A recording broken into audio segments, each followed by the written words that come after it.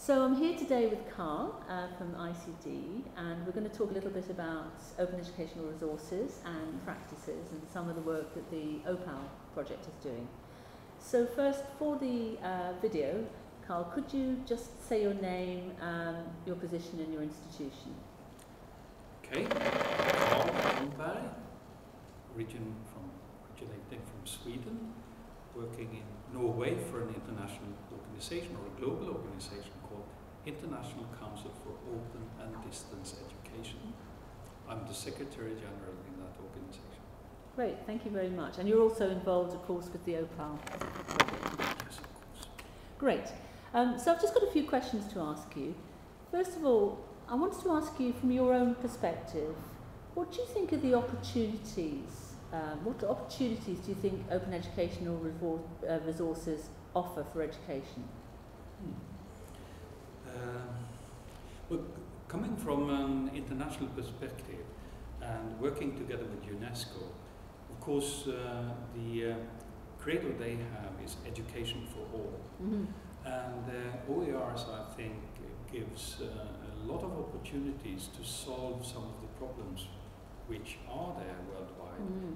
Not everywhere, but I think Oeiras gives contributions to the possibilities to realize that, definitely. Mm. So, and you already can see it happenings that it's used in areas like China. Mm. More and more people are individually learning and developing their competencies. So it has many assets. That is one. Brilliant, thank you. And of course we heard in the last session about things like the TESSA initiative in Africa, in terms of spreading the use of OER. Absolutely. The opposite, however, is also true, that there are challenges with this in terms of realising this vision. So what do you think are the key challenges with realising the vision behind OER? Well, I think we've addressed this problem also in the group works we've been discussing, and if you look at changing the scenarios of change in education systems, you most often arrive at problems with the organizational structures or lack of policy, or in earlier phases also technologically related problems, or how to use advanced pedagogy. But if you try to solve the different problems related to that, it's still problematic with introducing change. And I think a concept which relates to that is culture. Yes. Something inbuilt in people and organizations, something sitting in the walls which is quite complex to address. And part of that cultural thing has to do with sharing, trust in others, elements of very human nature and what we are brought with. So if you can address the learning culture a bit more, I think that has some relations to the problem areas. Yeah, no, thank you. I think that's very insightful. I think culture and the issue about the complexity of change is really key.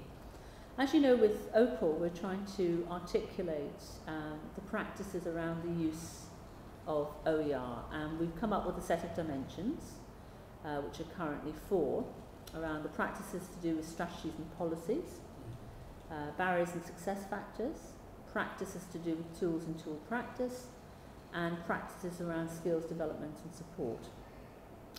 Can you say a little bit about what you think about these dimensions and whether you think there's anything else we should be including? Well, anyhow, up till 1 hour or so ago, I was quite happy with them. They are very.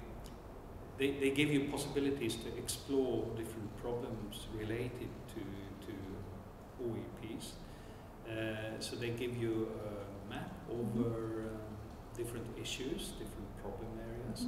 You can explore where you are yourself in NGO development work. But of course, the things I just mentioned, they are not there. I mean, the issues around the organizational structures, culture, elements of that kind are not there. Then you probably find them when you start to give examples within the different cells.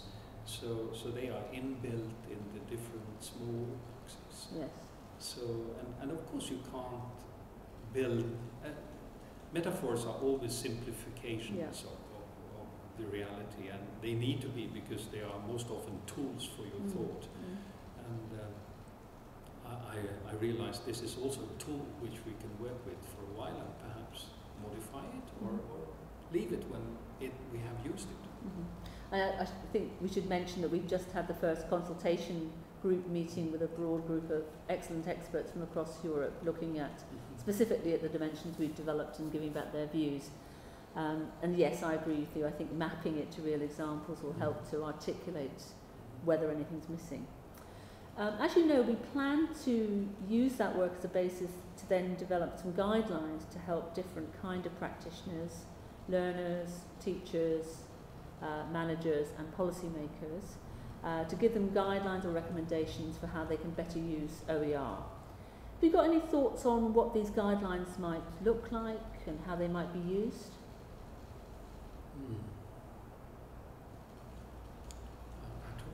I thought of that earlier, and of course the addressing, as already is evident of what I've said. I mean, working in the field of education is working with a praxis world of high complexity. So when you are working with change scenarios, transformations of things, you are really on a stormy sea.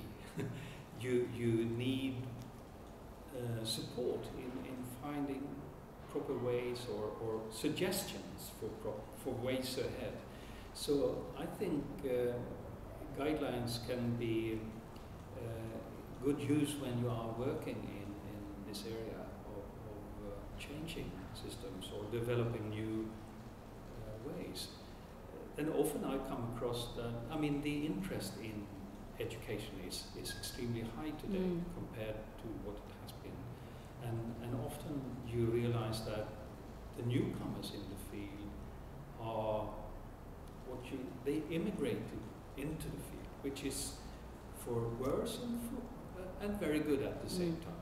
Good because they are bringing in new perspectives and challenging what we are thinking, because I'm basically a psychologist and I've been researching education systems for my many years in my life. So the challenging thing with these people immigrating into the world of education is that they don't use the concepts, they are not aware of the basic theories, things like that we have inbuilt in our back system. So having this kind of guidelines can help us, all of us, in way of finding routes ahead. So guidelines can support the transformation of system, or transformation. And I guess also they act as a shared language, to make sure everybody's looking at things in a similar way. Oh, that's of high importance, because that is also connected to what I said, that when people are coming, if you're a medical doctor or an architect and interested in this area and you work in it, you lack the concepts, the common concepts. So those are my main questions. Are there any other points you'd like to make, or things you think we haven't covered?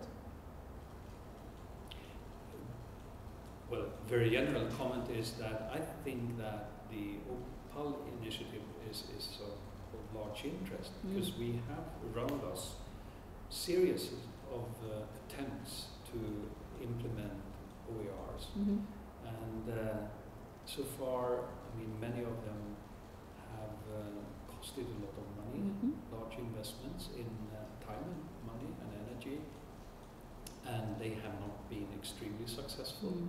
So you have to address new ways ahead, and this is one of the attempts, and I find it quite interesting. And I think it's an exciting consortium to be in. Okay, Carl, thank you very much for your time.